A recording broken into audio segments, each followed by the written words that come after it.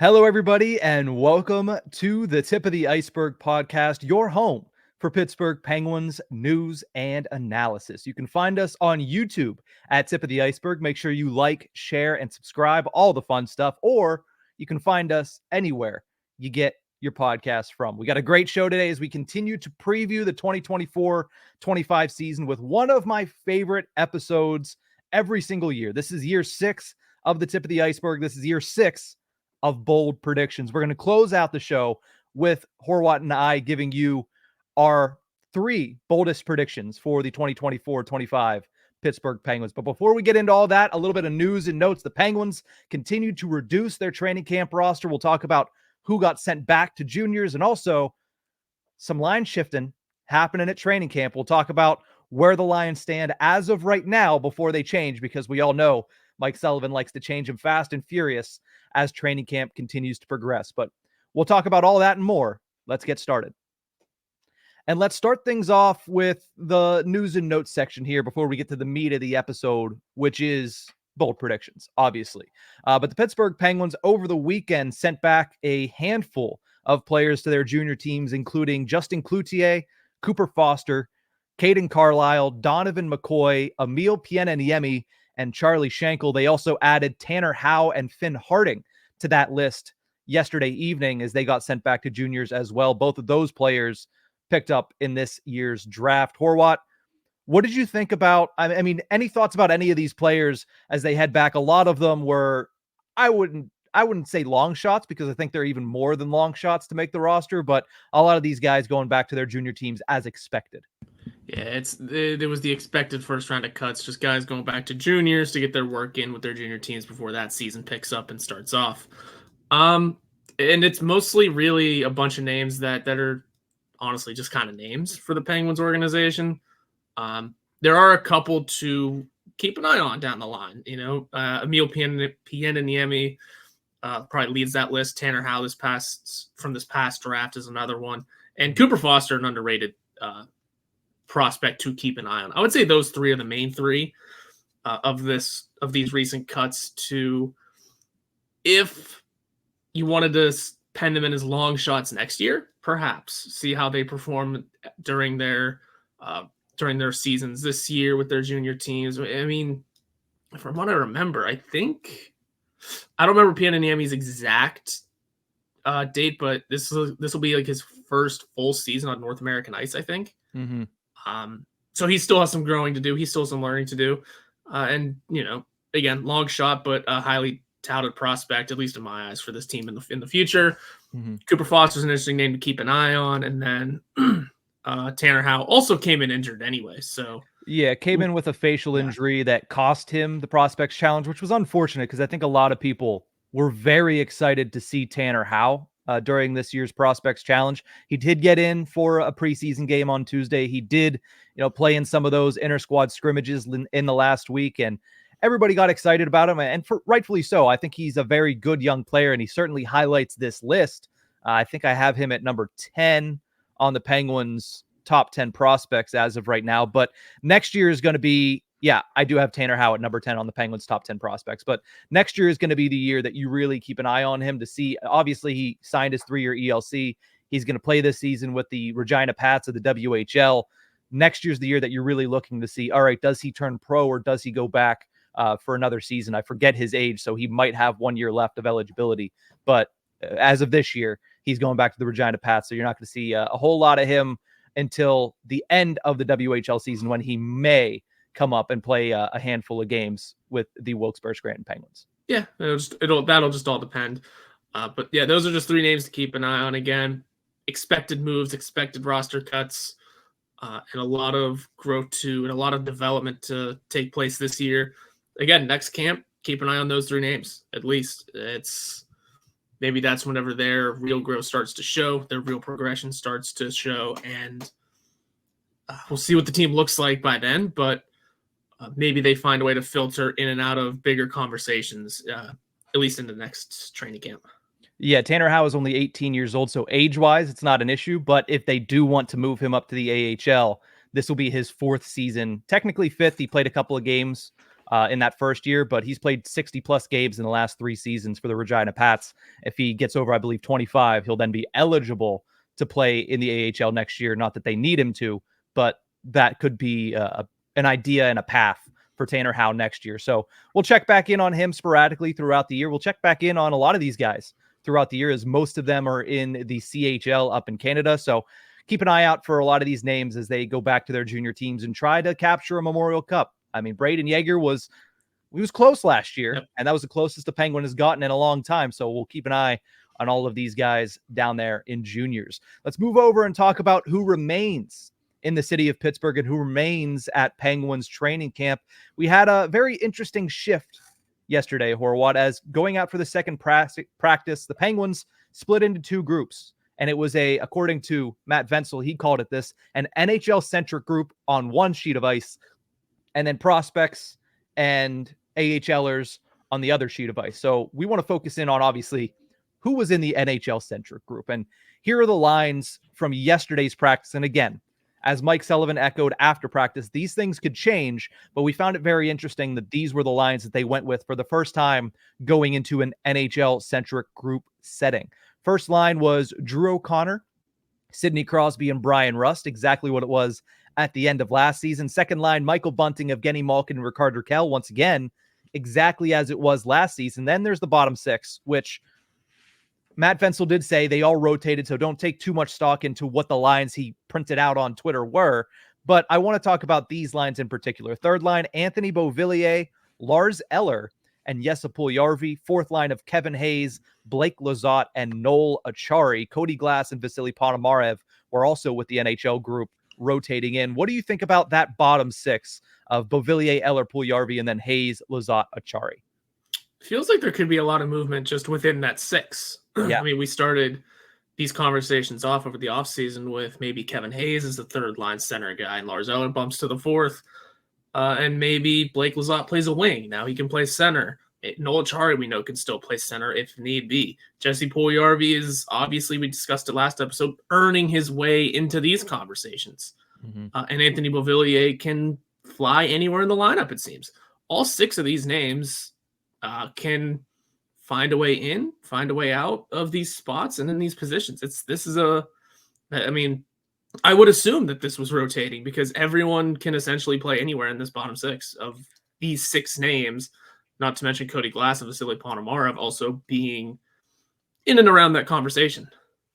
The one thing that I think is also very interesting about this lineup is who's not on this sheet of ice, right? Mm-hmm. Who was on that second sheet of ice? Who was with that second group? And there's 4 names that stand out. Sam Poulin, Valtteri Puustinen, Rutger McGroarty, and Ville Koivunen. Now, Koivunen maybe less surprising than the others, but Poulin, Puustinen, and McGroarty all on the second sheet. It doesn't mean that they're not going to make the NHL roster. It just means that when they want that first look at an NHL-centric group, maybe this is where they stand as of this moment. That could be it. That could be it. It's a tough spot for Puustinen to be in because I think a lot of us expected him to sort of almost be locked into this NHL lineup, and then Kyle Dubas went on and made some really, I don't want to say good because I don't want to have that sort of opinion, but made some NHL additions, if that makes sense. He went in and added more depth to the roster and added more faces ahead of Puustinen essentially on the depth chart. Same goes for Poulin and McGroarty. I know is a late entry, and maybe just by circumstance of the waiver wire situation, maybe this is just where he's going to end up.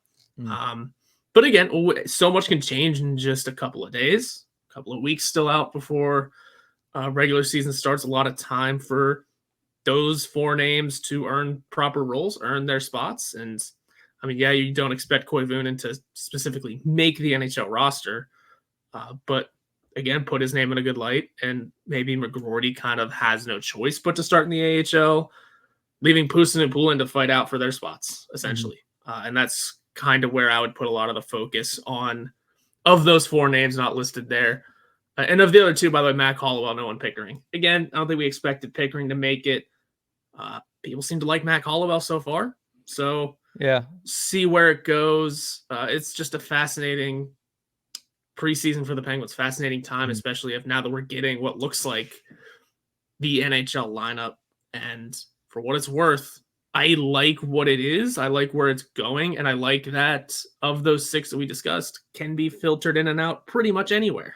Yeah, and like you said, there is plenty of time for this to change. And I think Mhm. one of the biggest reasons that you see a guy like Jesse Puljujarvi up there is, well, he scored a hat trick in his only preseason appearance. There's 5 games remaining in this NHL preseason for the Pittsburgh Penguins, including a back-to-back this weekend. So when we talk about camp cuts, I wouldn't expect very many until after this weekend, because I'm sure they don't want to make a lot of players have to play that Saturday, Sunday stretch this weekend when people are still trying to ramp up and get into game shape. So I would assume that after that, you start to see a couple more cuts, and then you start to see a couple more of the NHL regulars playing in these preseason games after this weekend. But, you know, a guy like Puljujarvi, he got out in front of the pack with that hat trick. Puustinen, the last couple of preseasons, has historically made his name and done the best against the Detroit Red Wings. 2 of the next 3 preseason games are against the Detroit Red Wings. So if Puustinen can start filling the back of the net, he could very quickly, supplant a Jesse Puljujarvi, supplant a Vasily Ponomarev. I don't think he can supplant a Cody Glass because that's a $2+ million contract. I think he is pretty safe in where he is. Not to mention, I thought he played pretty well on Tuesday as well. He was noticeable. He created chances. He picked up the primary assist on that Kevin Hayes goal because, well, he got the puck on net and Hayes picked up the rebound. That's something that, the bottom 6 did not do enough of, is just get the puck on net and create rebound opportunities. So, I liked what I saw from Glass, but I do think there is a lot of opportunity for movement, both among the players that are in this bottom 6 of the NHL-centric group, as well as those 3 or 4 that are on that second sheet of ice to still be able to earn their way onto that first sheet and into that NHL-centric group and potentially into what is a still very wide open bottom 6. Oh, yeah. That's wide open. I mean, like I said, Glass and Ponomarev being if this is the way the lines trot out on opening night, Glass and Ponomarev look like healthy scratches. For what it's worth, at least in Cody Glass's case, not a terrible place for him to be. Maybe you want Ponomarev to be skating a little more because he's still young and developing a bit. Maybe that's a slot that Puljujarvi filters in, and then maybe someone from that other rink finds his way up, like Valtteri Puustinen. Mm-hmm. Plenty of room to move and shake. Erik Karlsson throwing a wrench into the defensive lines a bit, so we can't talk about that too much. I mean, but let's jump into and see what it looks like for those that aren't aware of what the defensive pairings have looked like, because these are essentially what we've seen throughout all of training camp, especially, like you mentioned, with Erik Karlsson still day-to-day with an upper body injury, has yet to join the main group. Matt Grzelcyk, Chris Letang have been paired together this entire preseason. They've been looked at as the first pairing, but I think we all know that is going to be the Penguins' second pairing if it lasts until October 9th. At least I'm expecting it to last until October 9th. We have Marcus Pettersson playing with Sebastian Aho, again, who feels like potentially a placeholder who's going to bounce down to that 7th defenseman role. If you had to ask me, that's where I would peg him to start the season. And then you have Ryan Graves and Jack St. Ivany. They played as a pairing on Tuesday night. Ryan Graves has played in both preseason games. I think he might be, I'd have to go back and double check, but he might be one of the only players to have played in both preseason games, except for maybe Joel Blomqvist. But him and St. Ivany have been paired together this entire preseason. And then you have Ryan Shea and John Ludwig is that last pairing with the NHL group.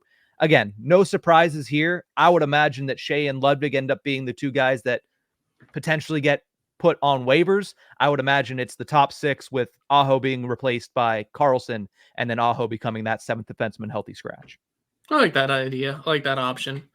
If St. Ivany, I know you're going to keep banging that drum for St. Ivany to make the roster. If he doesn't and just so happens to be the player that gets sent to the AHL because of that waiver exemption, that just might be the business of the game. Mm-hmm. And Aho I would assume makes the lineup, and of Shea and Ludwig, I would assume one of them becomes 7. Based on, we know Ludwig can play both sides, and the way I drew up in my head, at least, that forward group carrying 2 healthy scratches and then 1 defenseman. Again, that's not an ideal situation, but kind of in my head how it might have to work out. Mm-hmm. And if you're only carrying 1 defenseman, you're going to want one of the guys that can play both sides of the rink for injury reasons. So that's just the way I drew it up in my head, and I would probably slot that into John Ludwig. And mostly because I just like what he can bring in terms of physicality and someone Yeah. who is willing to do that on this Mhm. Penguins roster. So that's the way, at least I see it in my head. Again, still a lot of time for people to impress and to disappoint, and going from there. Yeah, you like that John Ludwig punches people in the face. I don't blame you. I Mhm. don't blame you. I like that. I like that aspect of his game as well. So we'll have to wait and see how things pan out. But the defense has been pretty cut and dry through the first week of training camp. We'll see how it changes. Like I mentioned, with the 2 preseason games this weekend, Saturday and Sunday being Kraft Hockeyville against the Ottawa Senators.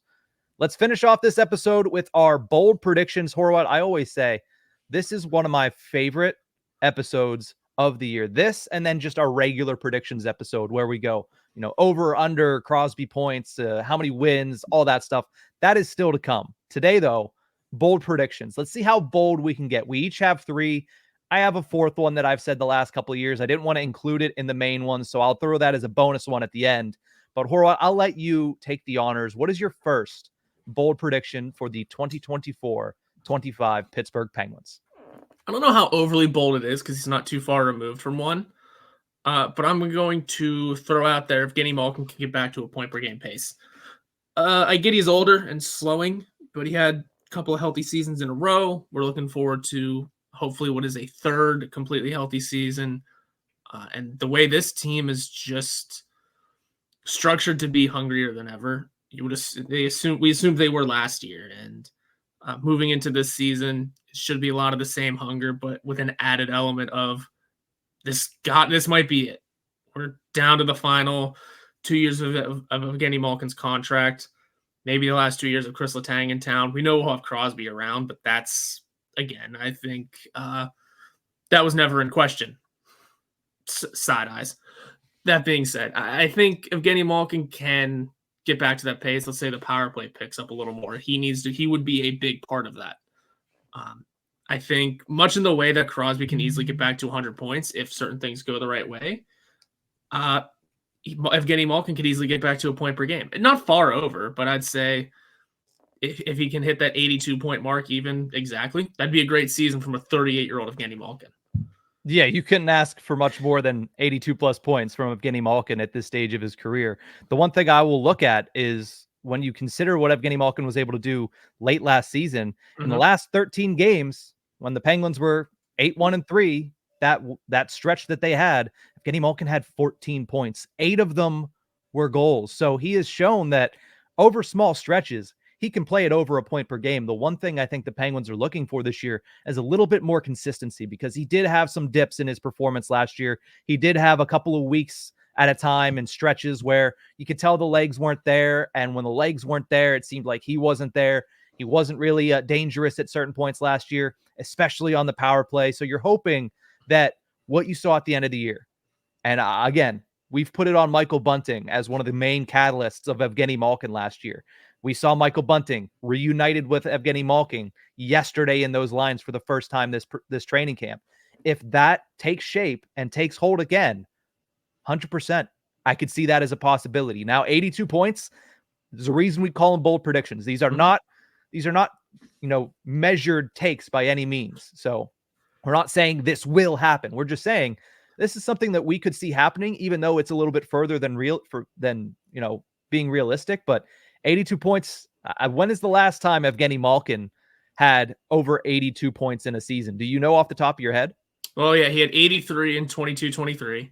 That's kind of why he said he isn't far removed from a point per game season. The season before, he had 42 points in 41 games played.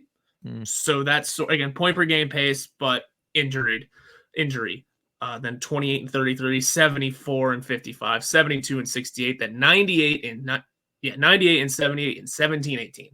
So it's been about that long since, aside from 22-23, it's been about that long since it's been a really, really a dominating season from Evgeny Malkin. Yeah, so he didn't do it last year, which is why I think a lot of people are thinking that he's going to continue to go in that direction. But 3 of the last 5 seasons, he's had a point per game. Yeah.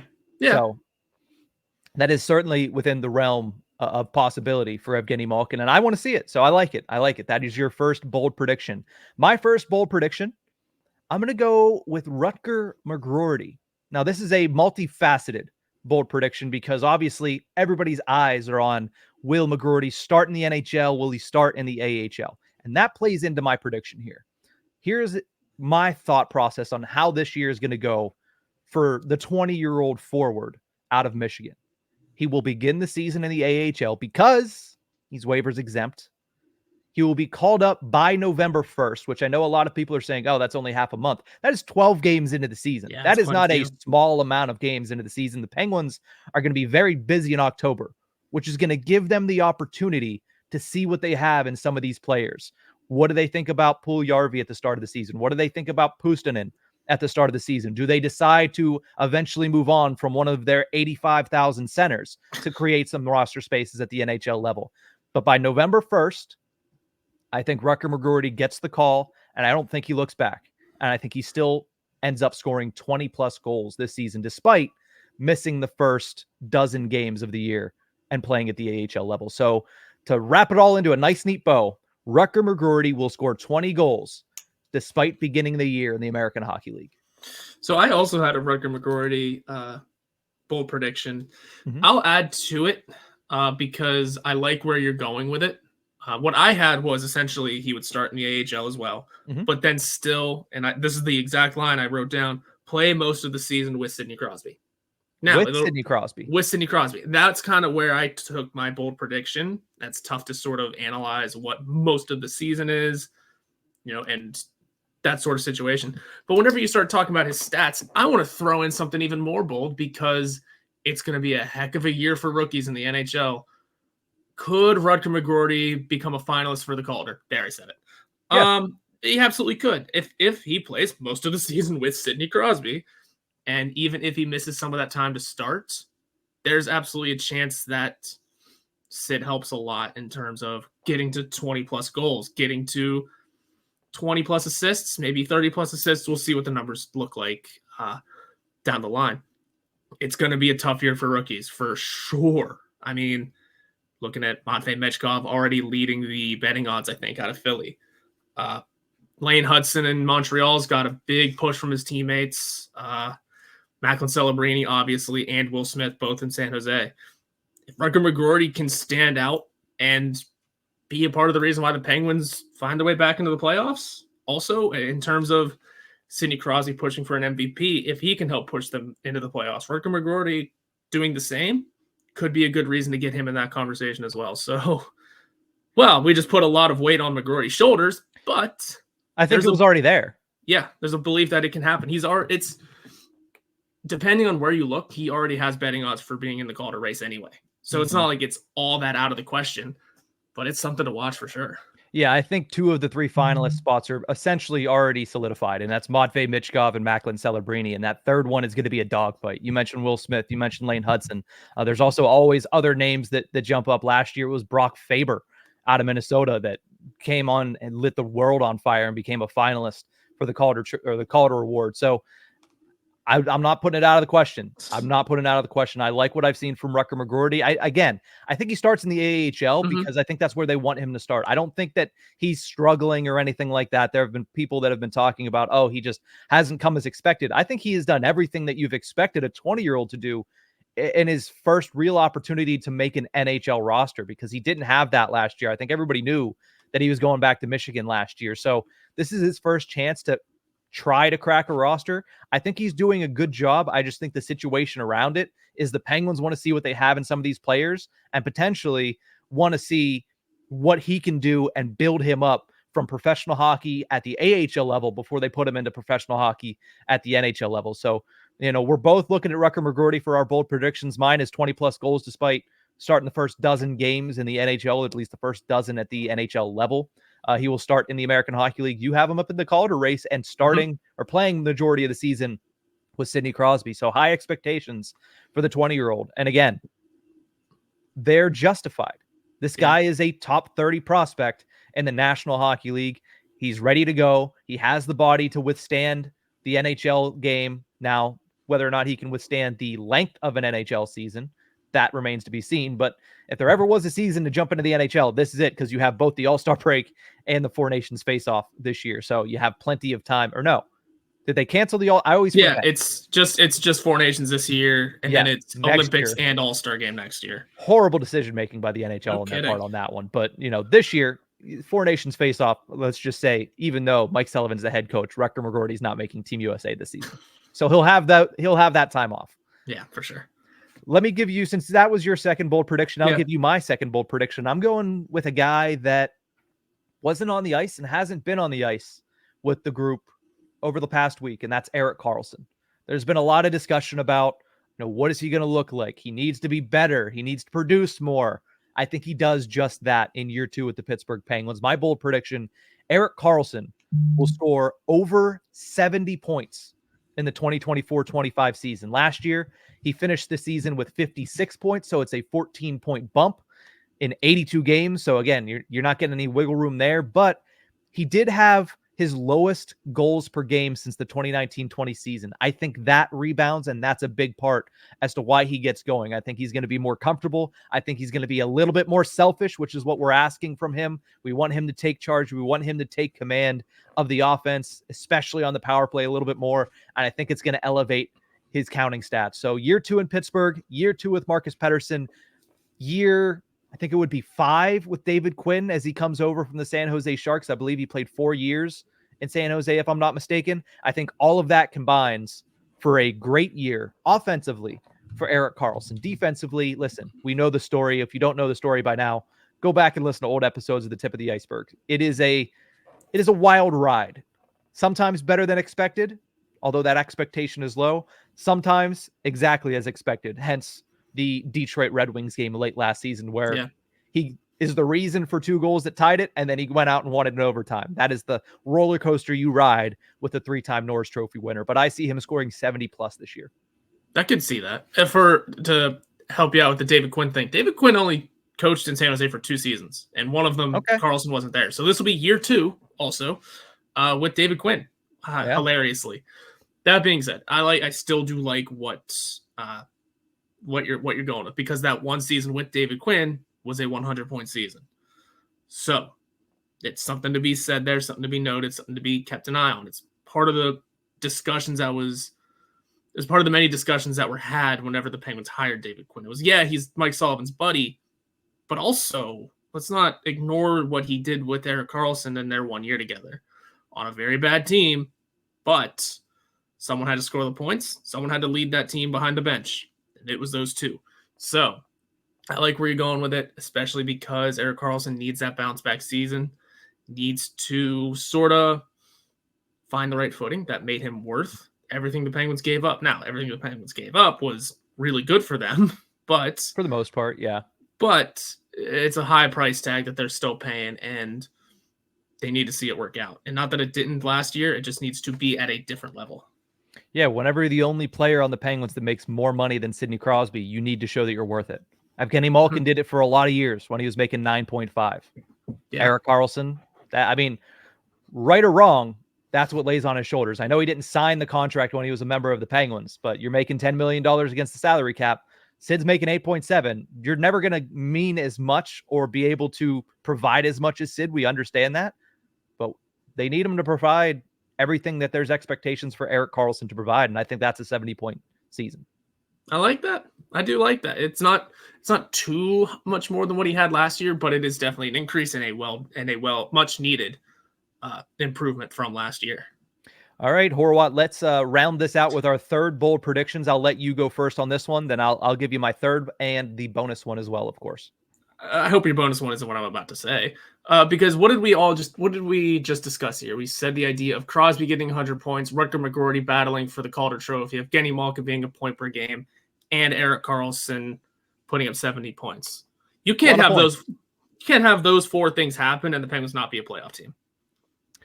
Fair. So the bold prediction here is, assuming all goes well, got to worry about goaltending a bit, but assuming all goes well, and this team already looks like looks like a improved team, taking steps in the right direction. They didn't miss the playoffs by too much in the last 2 years. Mm-hmm. Bold prediction is that this team can make their way back in. Again, it's the Penguins. That's not overly bold. They should be a playoff team. But if you consider the fact they missed the last 2 years, suddenly just saying the Penguins are a playoff team can become a pretty bold prediction, especially with how good the Atlantic is looking. Yeah. Not so much the Metro, but how good the Atlantic is looking. Mm-hmm. The Penguins might need to be a top 3 team to make the playoffs this year. Yeah, and that's a tough hill to climb because I mean, you look at the top 3 in the Metropolitan Division: New York, New Jersey, and Carolina. And those teams, people aren't hot on Carolina right now either, though. They aren't, but they're higher on Carolina than they are on Pittsburgh. Oh yeah. I mean, and I think that's where I can say it gets a little bold because when you look around the league, not many people are penciling in the Penguins as a playoff team. A lot of people, myself included, say, yeah, they're about a bubble playoff team. But if you believe in them to make the playoffs, one of the predictions that I kind of tossed around was the Penguins might make the playoffs as a wild card team and then take down one of the division winners in the first round. There you go. I mean, I didn't go with it because, again, I continue to say every single year, and I've said it every single year of the podcast, I will believe it when I see it. And that's them winning another playoff series because they haven't done it in so long. I'm not going to predict them to win a playoff series until I can see them get over the hump because it's for one reason or another. They've outplayed teams. They outplayed the Islanders the second time they played them. It was just Tristan Jarry was awful. They outplayed the Rangers in 2022. It's just Louis Domingue and no Sidney Crosby. So there's always been reasons. So until I see it, until I see them get back over that hump, I don't need them to win a Stanley Cup to pick them. If they win one series, I will feel much more comfortable looking at them and saying, at the very least, I know they have it in them to get to hockey handshakes on the right side of things. Because they had a 3-1 series lead in 2022. No matter who was in net, a 3-1 series lead, blowing that, it creates a lot of doubt, especially when you add that onto the fact that they haven't won a playoff series since 2018 against the Philadelphia Flyers. So, again, that's not my bold prediction. It's something I thought about, but I will continue to do the same thing I've done for the last couple of seasons and say I'm not going to predict them to win a playoff series until I see them actually do it with my eyes again. So they had a 3-1 series lead over the goalie who's about to become the highest paid goalie in NHL history. Yeah, they were embarrassing Shesterkin in that series. The Penguins win that series. Who knows what happened? I mean, it's a long ripple effect. He might not be making that kind of money. Well, he might not be making that kind of money. Imagine what happens to the Penguins if they win that series, because it was after that playoffs that Ron Hextall really went off the deep end. The Marino trade, the Matheson trade. We don't need to go back into, the highlights of that offseason because they were very bad and they turned out poorly for the Pittsburgh Penguins. But, it's been a minute since they've won, right? Yeah. I mean, it was Jake Gensel's second season the last time they won a playoff series. 4 goals against the Flyers. In one game, yes. Yeah. So, you're predicting them to make the playoffs. I like it. I want to see it. We need playoff hockey back in Pittsburgh because it has been a long time. And honestly, I think the NHL sorely wants Sidney Crosby back in the playoffs as well. I'm going to close this one out with, that was like as far as hot take meter, I feel like that one on the Richter scale was like around the like above average, but not crazy. This one might go a little further. Alex Nedeljkovic and Joel Blomqvist will be the Penguins tandem by the end of this season. Will be, not might be, will be the Penguins tandem by the end of this season.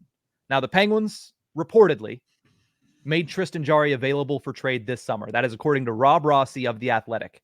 There were no takers. And when you look at his contract with 4 years left, $5.375 million cap hit, and the production that we've seen from him in the later portions of the season and in the playoffs, it makes some sense why there was no takers, especially considering the other goaltenders that were available this offseason. But a fact of life is that Tristan Jarry is excellent early in the season.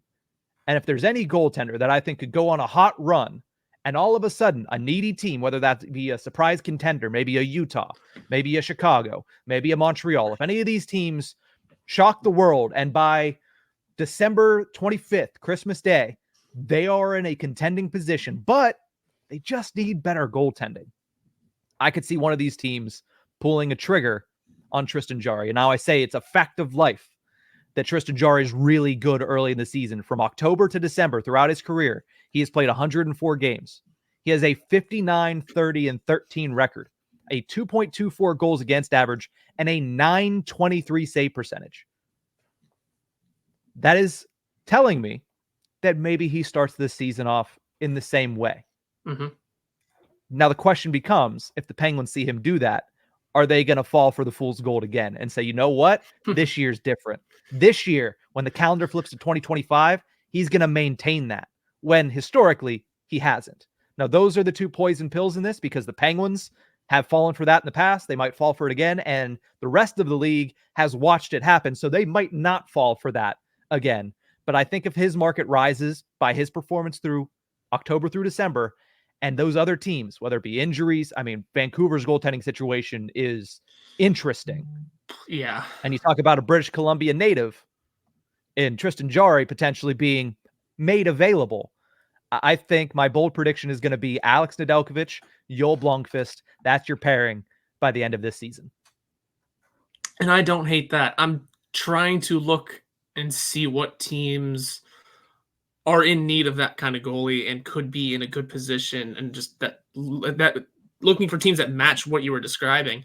So far, it's not many. The Kings could be interesting, because I just don't know about Darcy Kemper anymore since winning the Cup. Yeah, but that's a big cap hit, is it not? Kemper? Yes. I think so. I'm just kind of looking at lines and not really looking at cap hits. But yeah, that's kind of because my other first thought was Boston. They haven't even signed Swayman yet. They're going to. It might be into the season.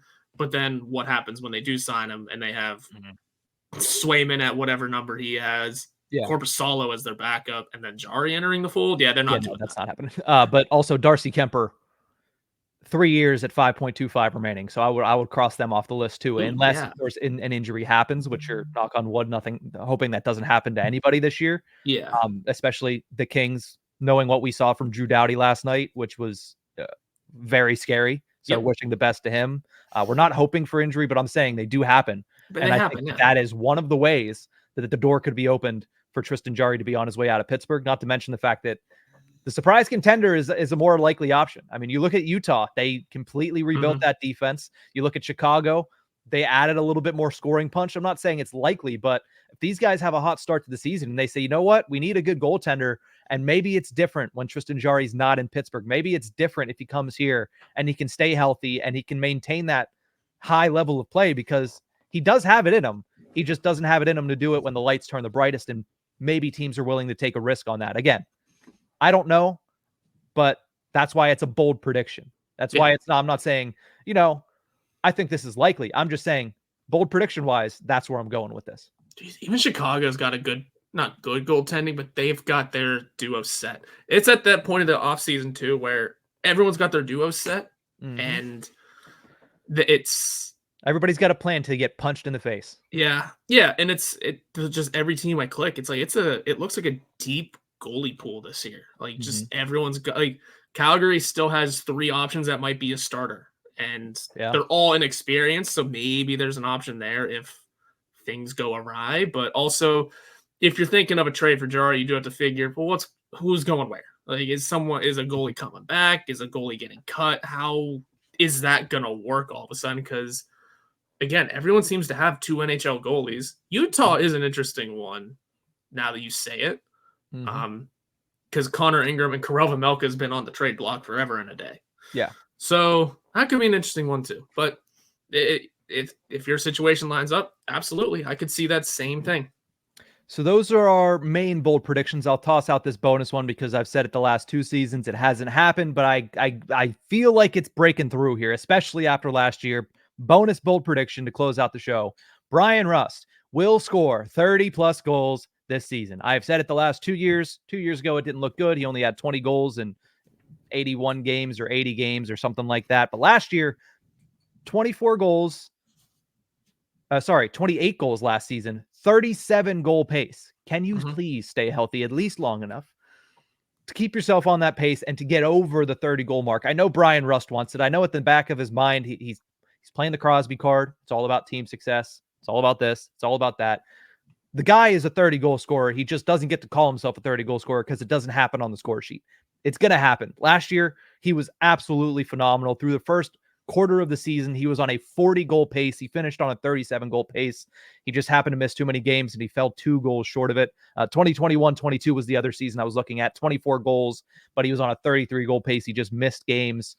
So I think that now that he is the guy, on Sidney Crosby's wing, right? We all talk about who could be on the left side. Okay, have that discussion. But on the right side, it's Brian Rust. Mm-hmm. And he is going to be the guy for Sidney Crosby this season. Not to mention Yep. that, maybe extended power play time on power play 1. I think that this is the year that it finally happens. But again, that's why this is a bonus one, because I've said that the last 2 seasons as well. Yeah, and I like that one. And then you tack on 30 goals from Brian Rust. Tell you what, adding on to all the other points we discussed, that's a playoff team. That really is.